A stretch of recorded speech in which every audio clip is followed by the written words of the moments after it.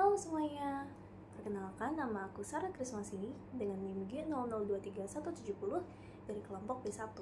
Aku adalah mahasiswa kedokteran Universitas 11 Maret Surakarta.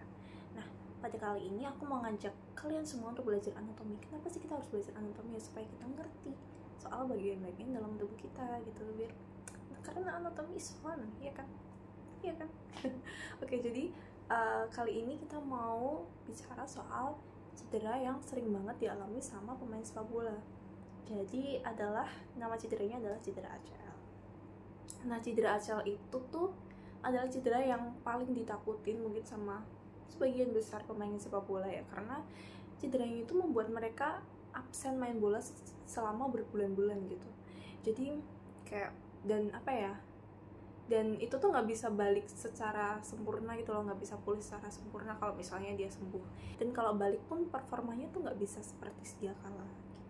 Nah, hal ini kita mau bicara soal cedera ACL, kayak apa aja sih osa-osa yang membentuk dia, terus kayak ligamennya, tendonnya apa aja. Oke, stay on YouTube ya, temenin aku buat belajar anatomi. Oke, teman-teman, langsung aja kita mau belajar soal beberapa anatomi terkait ACL injury ya. Nah, apa aja sih osa-osa yang akan menyusun si artikulasio yang terkait si ACL injury ini? Pasti kalian pada penasaran. Jadi, artikulationya yang menyusun ACL injury ini adalah artikulatio genu yang terdiri dari artikulatio femoropatellaris dan artikulatio femorotibialis, ya kan? Nah, ini tuh adalah ada osa femur yang ini. Jadi ada osa femur di bagian femoris ya, regio femoris, terus ada patella. Patella ini kayak kecil banget gitu, osa yang kecil banget di gitu ya. Jadi di bagian anterior gitu. Nah, terus ada osa tibia. Ya, salah satu osa di bagian regio cruris. Jadi itu aja osa-osa yang menyusun artikulasi terkait ACL injury. Jadi kan artikulasi yang tadi ada femur patellaris. Nah, itu tuh disusun oleh osa femur dan os patella. Nah, terus ada juga artikulasi yang femorotibialis. Tentu saja dia disusun oleh os femur dan os tibia. Gitu. Nah, lanjut ke ligamen apa aja yang akan memperkuat artikulasio tersebut. Nah, yang pertama itu ada ligamentum popliteum arcuatum. Kemudian ada ligamentum patellae, ada ligamentum collateral tibiale, ligamentum popliteum obliquum, kemudian ada ligamentum cruciatum posterior, ligamentum meniscofemoral posterius, kemudian ada ligamentum popliteum arcuatum. Teman-teman mungkin bertanya-tanya juga, ACL itu letaknya di mana sih? Kan ACL itu adalah salah satu ligamentum juga. Nah, dia itu di sini, kecil doang di sini, tapi dia kalau putus itu susah buat pulihnya. Jadi ada ligamentum lain ya, selain yang tadi, ada ligamentum patellae, kemudian ligamentum meniscotibiale anterius, ligamentum transversum genus, terus ada ligamentum meniscotibiale posterius. Nah, ini tuh ada PCL juga, ligamentum cruciatum posterius. Terus di sini ada ligamentum meniscofemoralia anterius dan posterius. Kemudian ya ada si ACL ini gitu. Jadi itu ketika nanti ACL ini putus, nah genunya ini tuh bakal jadi nggak stabil gitu loh teman-teman. Bisa ke depan sendiri geser-geser. Ya gitulah. Jadi itu yang membuat mungkin tuh nggak sakit, nggak kerasa sakit tuh mungkin enggak, tapi kerasanya tuh nggak stabil, nggak nyaman aja gitu untuk bergerak seperti itu. Nah, terus apa aja sih muskulus yang akan berperan dalam pergerakan struktur artikulasio tersebut?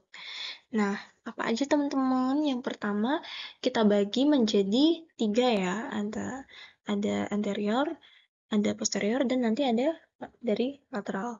Nah, yang anterior dulu, itu tuh ada musculus rectus femoris, musculus vastus lateralis, ada musculus vastus intermedius, dan musculus vastus medialis.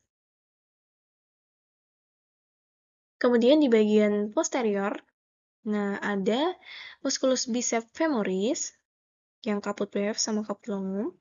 Kemudian ada musculus semimembranosus.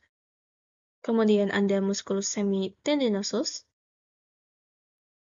Kemudian ada musculus gastrocnemius yang kaput medial dan kaput lateral ya, teman. Kemudian di bagian lateral, apa aja musculus yang akan berperan dalam pergerakannya? Ada musculus sartorius, dia musculus terpanjang ya. Terus ada musculus tensor fascia latae ya di bagian sini. Nah, kemudian tendo apa aja yang akan berperan dalam pergerakan struktur artikulasio tersebut? Ada tendo adductor magnus, ada tendo semimembranosus, tendo biceps femoris, kemudian ada tendo adductor magnus, tadi yang di sini ya, membranosus tuh di sini dia. Ini lebih jelasnya aja sih. Nah, terus ada tendo di popliteus. Terus ada juga tendo quadriceps femoris. Nah, terus apa aja bursa yang khas di bagian tersebut? Bursa itu adalah kantung yang dia tuh kayak berisi cairan sinovial gitu. Cairan sendi yang berfungsi agar si muskulus ini dia dapat meluncur gitu loh dengan mudah. Kayak sebagai bantalan gitu dia. Ada bursa suprapatellaris yang terlihat paling besar ya. Ada bursa subfacialis prepatellaris, ada bursa infrapatellaris profunda, dan ada bursa subpoplitea.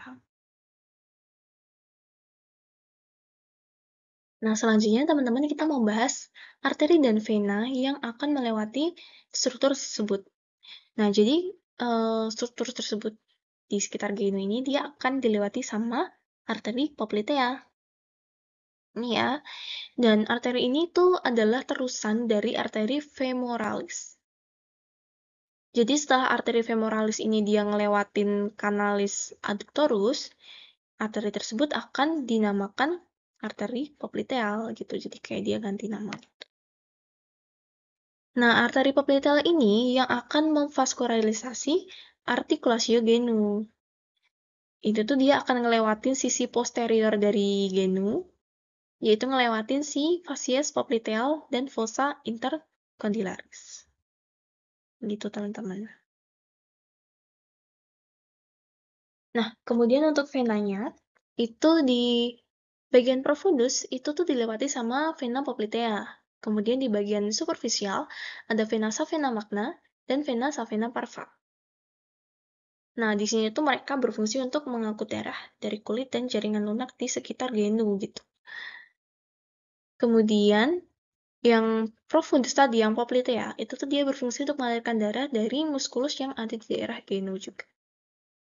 Itu teman-teman, jadi ngerti kan apa aja sih osa yang menyusun. Terus tadi kita udah belajar juga ligamen, muskulusnya, tendonya, sama vaskularisasinya.